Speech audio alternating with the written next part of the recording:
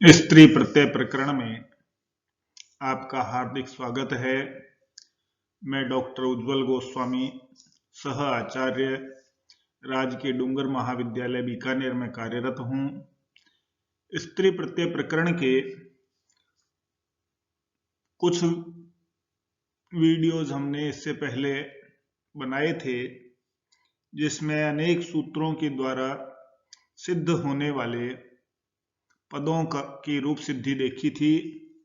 यहाँ हम एक नवीन सूत्र के साथ प्रस्तुत हैं। सूत्र है भवादिभ्यश्च। भवादिभ्यश्च की वृत्ति को यदि देखें तो यह जो पिछला सूत्र था उसी के अनुक्रम में है। यह कहता है एभ्यो वा गीस शात, अर्थात भवादि गण प्रातिपदिकों से स्त्रीत्व की विवक्षा में विकल्प से गीश प्रत्यय हो। पिछले सूत्र में हमने देखा था जो था वो तो गुणवचनात्। वो तो गुणवचनात् ने के अनुसार रस्व उकारांत गुणवाची प्रातिपदिक से स्त्रीत्व की विवक्षा में विकल्प से गीश प्रत्यय का विधान बताया गया। जहां हमने रूप सिद्धि देखी थी मृद्वी अथवा मृदु, उकारांत गुणवाची शब्द था। यहां कहता है कि बहुआदि गण में पठित, बहुआदि गण में पठित, बहु प्रथम पद है इसलिए उसी के नाम से गणपाठ का नाम है। तो उस गण में पठित जितने भी प्रातिपदिक हैं उन प्रातिपदिकों से स्त्रीत्व की विवक्षा में विकल्प से गीश प्रत्यय हो, ऐसा सूत्रकार का कहना है। अब यदि हम इसका पद प्रयोग देखें तो बहुवी और बहु, ये दो पद विकल्प से तो बहुवी बनता है और विकल्प अभाव में बहु, यह पद निष्पन्न होता है। अब इनकी यदि हम रूप सिद्धि देखें तो सर्वप्रथम हम देखते हैं कि बहु इस बहुवादि गण पठित प्रातिपदिक से सर्वप्रथम हमारा जो सूत्र प्रवृत्त होता है वह है बहुवादिभ्यश्च। जो हमने प्रकृत सूत्र देखा अभी, उससे स्त्रीत्व की विवक्षा में विकल्प से गीश प्रत्यय हुआ, तब बहु प्लस गीश बना। तदुपरांत प्रत्यय प्राप्त होने के बाद प्रत्यय में विकार कार्यों को हम करते हैं तो हम देखते हैं कि गीश प्रत्यय में शकार अंतिम हल है, अतः हलंत्यम सूत्र से गीश प्रत्यय के अंतिम हल शकार की इत संज्ञा होती है, और जिसकी भी इत संज्ञा होती है उसका तस्य लोपः इस सूत्र से लोप होता है। तो यहाँ इत संज्ञक शकार है, अतः शकार का लोप हुआ, तब बहु प्लस गी यह स्थिति बनती है। तदुपरांत गी प्रत्यय में देखें तो क्या विकार हम कर सकते हैं, तो प्रत्यय के आदि में क वर्ग का वर्ण है। तो लशक व तद्धिते सूत्र यह बताता है कि प्रत्यय के आदि में स्थित लकार, शकार अथवा क वर्ग का कोई वर्ण हो जो तद्धित भिन्न हो, तो उस प्रत्यय के आदि में स्थित वर्ण की लकार, शकार अथवा क वर्ग के वर्ण की इत संज्ञा होती है। यहाँ गी में प्रत्यय के आदि में क वर्ग का पंचम वर्ण गकार है, अतः गकार की इत संज्ञा हुई, और तस्य लोपः से इत संज्ञक गकार का लोप होता है, तब हमारी स्थिति बनती है बहु प्लस ई। अब यहाँ दो स्वर हैं तो दो स्वर होने के कारण से यहाँ संधि कार्य होता है। संधि कार्य के लिए यह सूत्र है इको यणचि। यह कहता है कि अच प्रत्याहार का वर्ण परे हो, तो ई यहाँ अच प्रत्याहार का वर्ण है, और उससे पूर्व में इक प्रत्याहार का वर्ण हो तो बहु का उ इक प्रत्याहार में परिगणित है।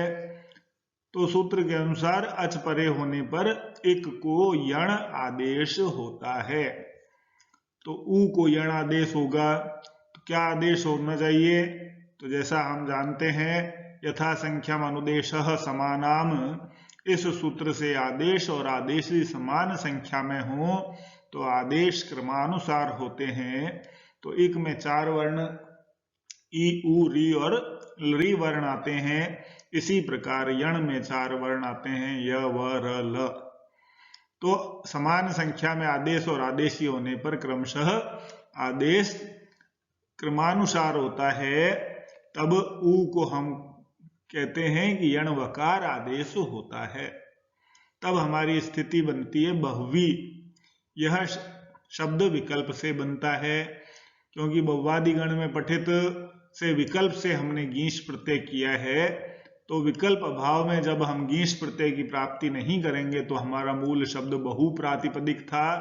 तो इस बहुप्रातिपदिक से ही आगे की कार्यवाही भी हम निष्पन्न करेंगे। तब हम देखते हैं कि शब्द से पद बनाने की हमारी क्या प्रक्रिया चलती है। उस पद बनाने की प्रक्रिया में सर्वप्रथम हमें सु आदि प्रत्ययों की प्राप्ति करनी होती है। अतः स्वौज, समौट, षष्ठाभ्याम इत्यादि सूत्र के साथ सुपः, प्रत्ययः, परश्च और ज्ञाप प्रातिपदिकात, इन सूत्रों की सहायता से ज्ञियंत अथवा प्रातिपदिक से परे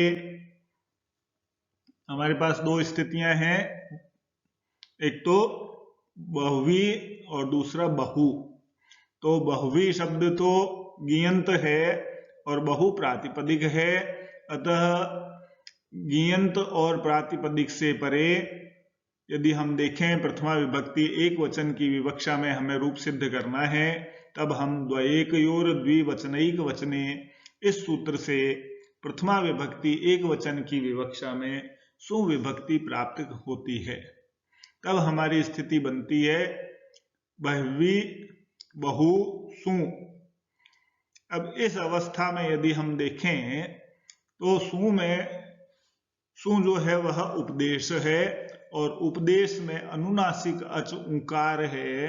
अतः उपदेशेज नुनासिक इत, इस सूत्र से उपदेश सु में स्थित अनुनासिक अच उकार की इत संज्ञा होती है।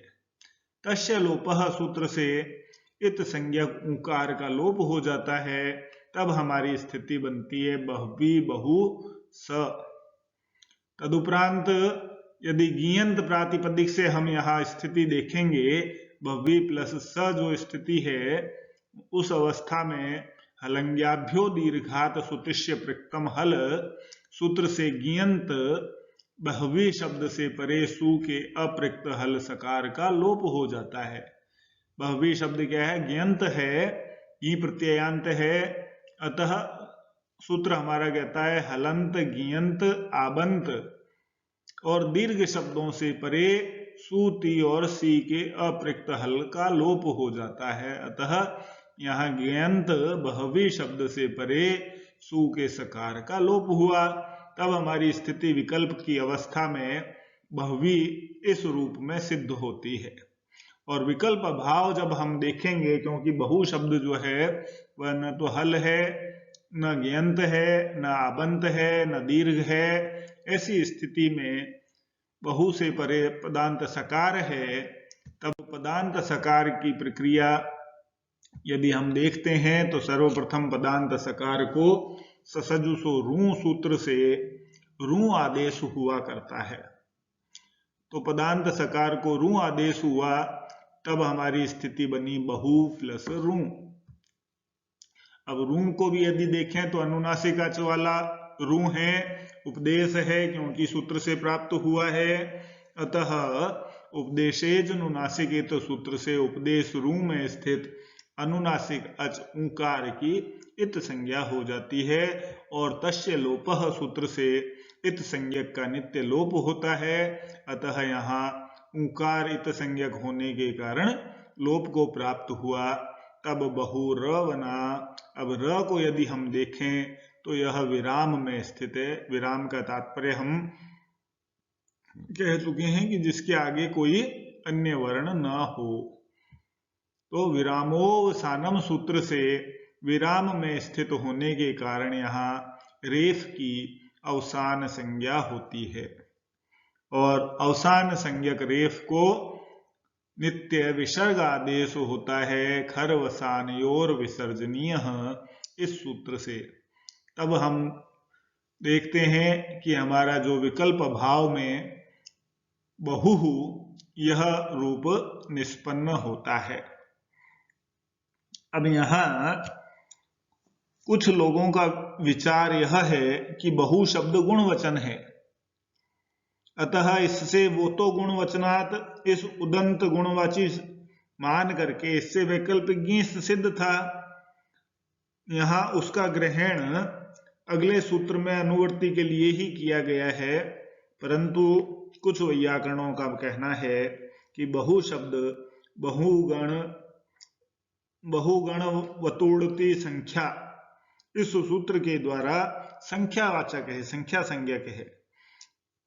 तो संख्या संज्ञक को गुणवचन नहीं माना गया, इसलिए यहाँ उससे विधान न करके बवादिभ्यश्च इस सूत्र की रचना करने की आवश्यकता पड़ी।